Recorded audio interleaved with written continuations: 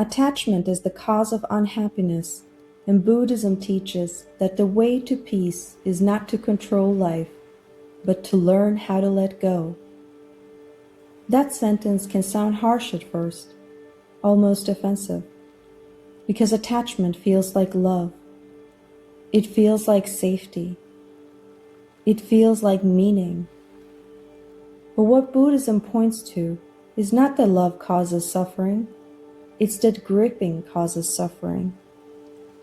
There is a difference between loving something and needing it to stay the same. And most of our pain lives in that difference. From a psychological perspective, the brain craves certainty. It wants permanence in a world that's constantly moving. Relationships change. Bodies change. Plans fall apart. People leave. Success fades. Identity evolves. But the mind whispers, "This shouldn't be happening." That whisper is attachment. Attachment is not the experience itself. Attachment is the demand that reality behave differently. And the tighter we hold, the more fragile everything feels. Think about anxiety. Anxiety is rarely about the present moment.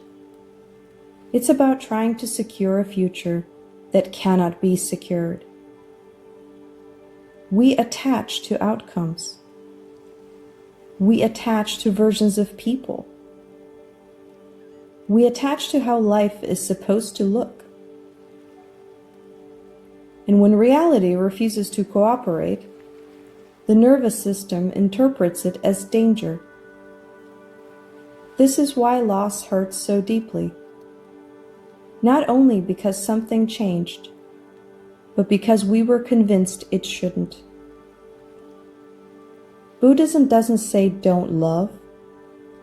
It says love without illusion of ownership. Nothing in your life is yours in the permanent sense. Not your job, not your youth, not even your relationships. And strangely, this is not depressing. It's actually liberating. Because when you stop demanding permanence, you start appreciating presence. Attachment says, this must stay. Love says, this is here now, and that is enough. One is fear, and the other one is gratitude. Modern psychology mirrors this idea. The more we try to control internal or external experience, the more distress we generate. Resistance amplifies suffering. Acceptance, on the other hand, does not mean passivity. It means seeing reality clearly enough to respond instead of panic. Imagine holding sand in your hand. Clench your fist, and it slips through your fingers. Open your palm, and it rests there naturally. That is the difference between attachment and allowance. The tragedy of attachment is not that things change. Things were always going to change. The tragedy is that we spend our lives fighting motion. And motion is the nature of existence. Every relationship you've ever had has already changed. Every version of you has already disappeared. You are not the same person you were 5 years ago, and yet the mind still negotiates with time as if it can freeze it. This is where suffering hides, in arguing with reality. The Buddhist solution is not emotional numbness, it's emotional maturity. It's learning how to participate fully in life without demanding guarantees from it. You can care deeply without clinging desperately. You can love someone without turning them into your oxygen. You can pursue goals without making them your identity. And paradoxically, when attachment softens, joy increases. Because fear stops contaminating experience. You stop loving with the panic of loss. You start loving with the clarity of presence. Think of how different it feels to hold a moment gently instead of trying to cage it. A sunset is beautiful precisely because it ends. A song moves you because it finishes. A conversation matters because it cannot be repeated exactly. Impermanence is not the enemy of meaning. It's the source of it. When you accept that nothing stays, you stop wasting energy pretending it should. And that energy returns as peace. This doesn't mean you won't feel grief. You definitely will. Letting go is not the absence of sadness.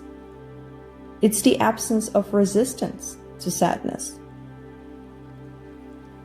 Pain is human, and attachment turns pain into prolonged suffering. You can cry and still be free. You can miss someone and still breathe. Freedom is not detachment from life. It is detachment from illusion.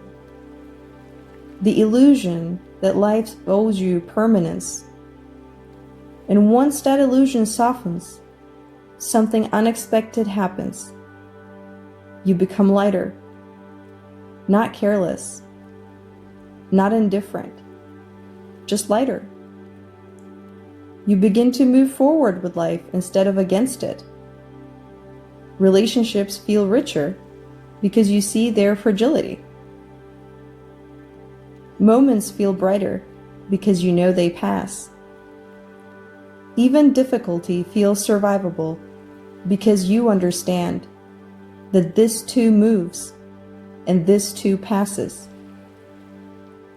Attachment says, don't change. Wisdom says, everything changes. Participate anyway. That is courage.